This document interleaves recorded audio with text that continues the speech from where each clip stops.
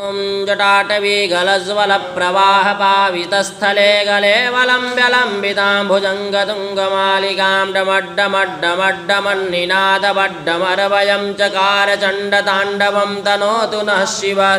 जटाकटाह सम्भ्रमभ्रमन्निलिम्पनिर्झरी विलोलवीचिवल्लरी विराजमानमूर्धनि धगद्धगद्धगज्ज्वलल्ललाटपट्टपावक किशोरचन्द्रशेखरे रतिप्रदीक्षणं ममाधराधरेन्द्रनन्दिनी विलासबन्धुबन्धुरास्फुरद्दगन्तसन्तत् प्रमोदमानमानसे कृपाकटाक्षधोरणी निरुद्धदुर्धरापति क्वचिद्दिगम्बरे मनोविनोदमेतुमस्तु जटाभुजङ्गपिङ्गलस्फुरत्फणामणिप्रभाकदम्बकुङ्कुमद्रवप्रलिप्तदिग्वधूमुखे मदान्दसिन्धुरस्फुरत्वगुत्तरीयमेदुरे विनोदमद्भुतं बिभर्तु भूतभर्तरी सहस्रलोचनप्रभृत्य शेषलेखशेखरा प्रसूनधूलिधोरणी विदूषराङ्ग्रपीठ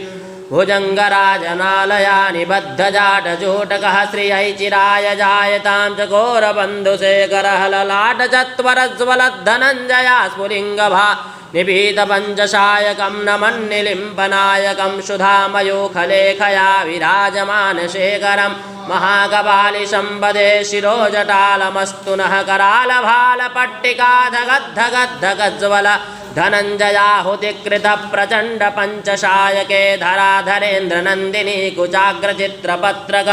प्रकल्पनैकिशिल्पिनी त्रिलोचने रतिर्ममानवीनमेघमण्डली निरुद्धधर्धुरस्फुरत् कुहूनशीतनीतमः प्रबन्धबद्धगन्धरः निलिम्पनिर्झरीधरस्तनोतु कृत्युसिन्धुरा कलानिधानबन्धुरश्रियं जगद्धुरन्धरा प्रफुल्लनीलपङ्कजप्रपञ्चकालिमप्रभा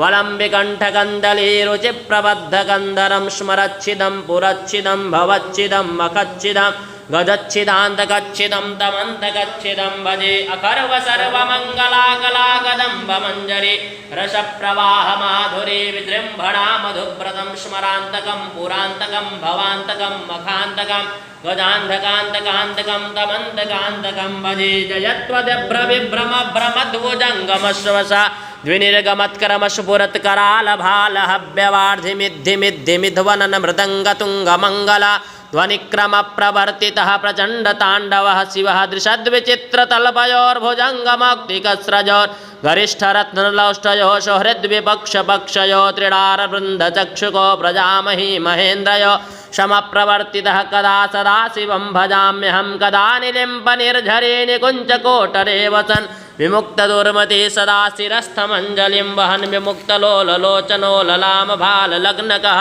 शिवेति मन्त्रमुच्चरन् कदा सुखे भवाम्यहम् इमं हि नित्यमेव मुक्तमुत्तमोत्तमं स्तमं पठस्मरन् ब्रुवन्नरो विशुद्धिमेतु सन्ततं हरे गुरौ सुभक्तिमासु याति नान्यथा गतिं विमोहनं हि देहिनां सुशङ्करस्य चिन्तनं पूजावसानसमये दशवक्त्रगीतं यः शम्भुपूजनपरं पठति प्रदोषे तस्य स्थिरां रथगजेन्द्रतुरङ्गयुक्तां लक्ष्मी सदैव सुमुखीं प्रददाति शम्भुः